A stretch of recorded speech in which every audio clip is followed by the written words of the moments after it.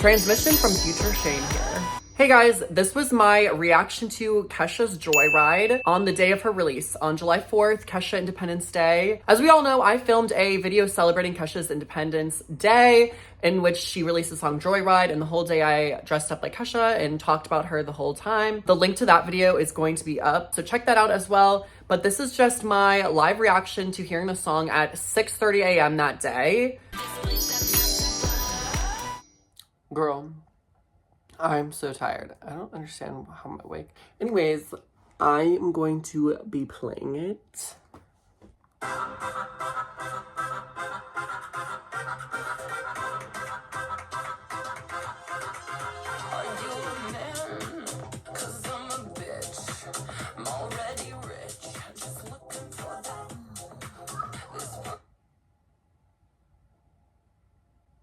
I have chills.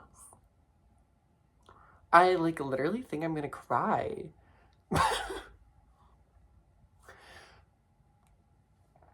I've literally listened to 15 seconds and I think it's literally the best thing I've already heard ever. Party sucks. I'm about to ditch. Don't even try to give me shit. I've earned the right to be like this. Oh, you say you love me. Oh my god.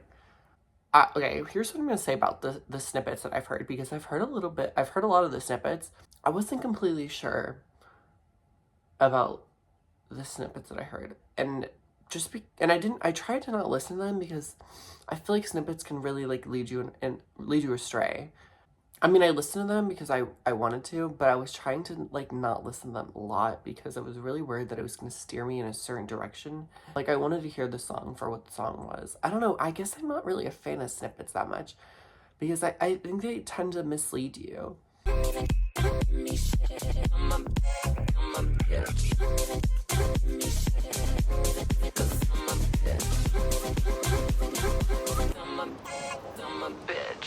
The snippets were leading me to think that she wasn't really singing a whole lot.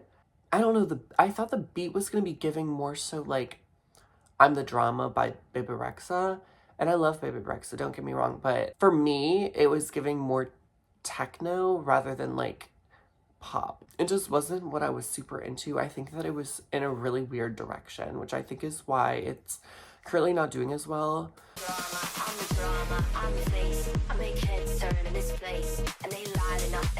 I love Baby Rexha. I hope she is successful and everything, but I think that just that song was just a misstep. But I was worried that Kesha was going to make that same choice, so I'm glad she went in this direction. And I also love this almost accordion. I don't know what the instrument is, I can't think of it right now, but this background sound is so compelling and interesting. It's something I haven't heard in a lot of music, so I really like it. Well, so do I.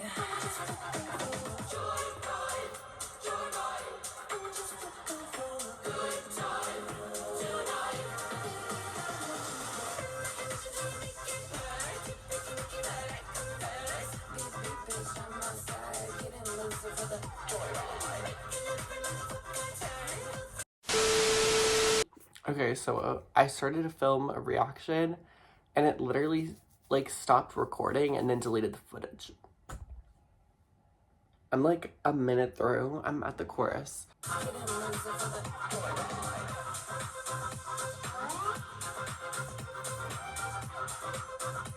Okay.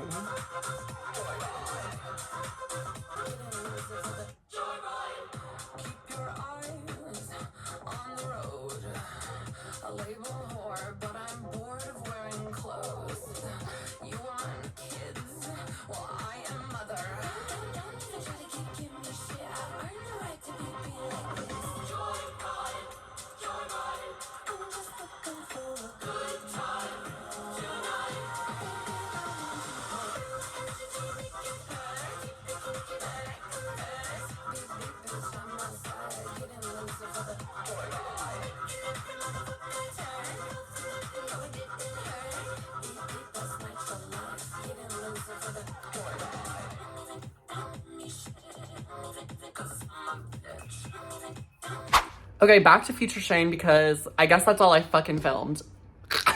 I was so upset when the camera cut out, so I like kind of was just like not vibing. But I love the song. It's like 2 weeks, I think, out from then. On repeat, on repeat, on repeat. I've had time to analyze and like really deeply think about the song. Technically, according to like different music websites and music vlogs, it's considered Romanian popcorn, which I thought was so interesting. You know, I obviously had to look into that because I'm such a Romanian dance listener. I love Inna, I love Alexander Stan, I love, you know, so many Romanian music and artists. I just listen to it all the time. And I did some research. So like Romanian popcorn is like the specific genre that Inna and producers Play and Win helped kind of generate. There was a guy who was a DJ who, oh my God, I cannot remember his name for the life of me. But I listened to his album that was like something popcorn. Like the album had something to do with popcorn.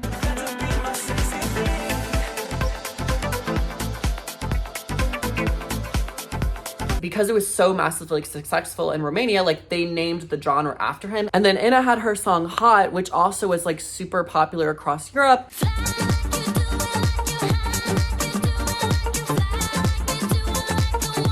That like really solidified the genre as its own like little form. I wouldn't say it's specifically that vibe. It's very interesting because Romanian popcorn, like as a genre, is so much of that genre depends on the year that type of music came out because of the production style at that time. And Romanian popcorn was really only a genre that was from like 2007 to like 2012 because like production, you know, quality just advanced and music is just not made like that anymore. So I would say it's very hard to say like if that song actually is Romanian popcorn or if it's not. I think it has a lot to do with the accordion and the song structure itself rather than like the lyrics or anything. I love the accordion. She was teasing the accordion since like January of this year, I believe, but nobody really caught up on that. I love this song because it kind of encapsulates so many of her past eras, I think, into one. And I don't think people realize how much Kesha is in this song, you know, because I think like your average listener who hasn't really been listening or keeping up with Kesha was just gonna listen to this song and think like,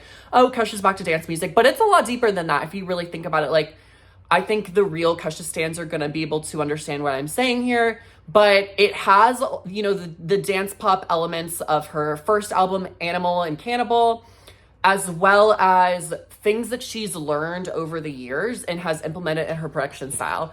It takes a lot of inspiration from Raising Hell for sure, which was from her 2020 album. But I don't wanna go to heaven without raising hell. Get it?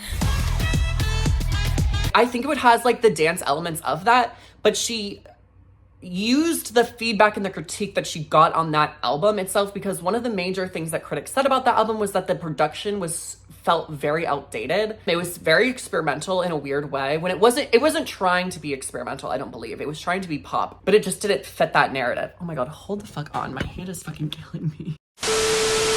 But it takes some elements of like the song, I guess, like sound and style where it's like, it is dance, but it's more than, it's like an elevated dance song because it takes on a form of its own. But it also takes some elements of like her kind of gospel-esque sound that she kind of started in Rainbow, in her Rainbow era, where it's kind of like she plays with her vocals a little bit more. It has a little bit of that like sassy rapture from Animal, Warrior, Cannibal era. It takes some things from Only Love Can Save Us Now, from Gag Order.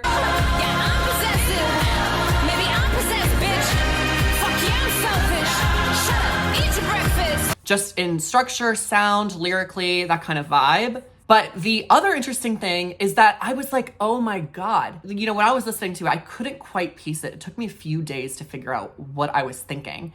But I was like, this song reminds me of another song she's done. And it's not Raising Hell. It's not Only Love Can Save Us Now. Does it remind me of?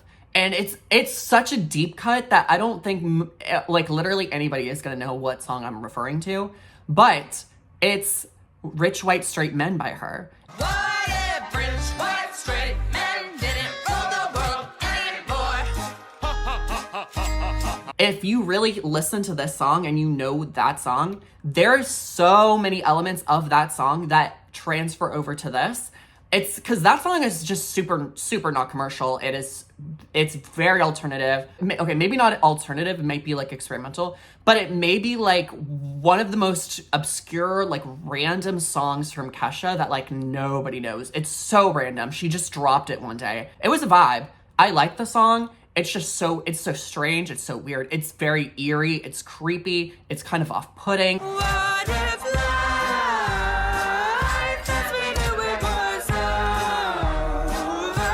It's kind of giving clown circus vibes, which is one of the biggest things people have said about Joyride. And, you know, one of the things that kind of stands out is like, it's kind of giving circus in a weird way. And I've seen that posted all over TikTok. But that was my realization. I thought that was so fascinating when I thought about it. You know, it took me a few days to really come to that conclusion, but it makes so much sense. I do wish the song was a little longer, but I actually don't think it's that big of a problem here.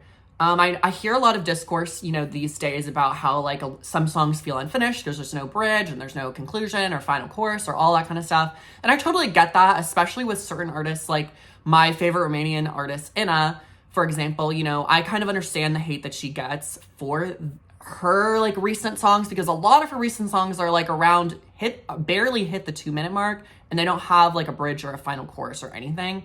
And, you know, I mean, I still like the songs, so it doesn't really matter to me. I actually haven't really seen people talk about that, but I definitely think that even despite the fact that the song is short, I think it completes the song. Like, it does what it needs to do. The ending is actually very hype. Like, it's such a good song to dance to. Like, my friends and I have already been fucking throwing down to this song because it's just so good. It's so good to dance to. It's such a good, like, fun, like, high energy, like, group song. Your eyes on the road, a label whore, but I'm bored of wearing clothes. It's a kind of a cultural thing, at least in my friend group. Like, everybody is listening to this song. We're all obsessed with it when it comes on, when we're like, you know, in the car together or dancing together. Like, we lose our minds because we just love it. It's such a fun, lively song. So Kesha nailed it. I think she completely nailed this song, especially in choice for being the lead single. Nobody else could sing this song. That's the thing I kind of love about this song,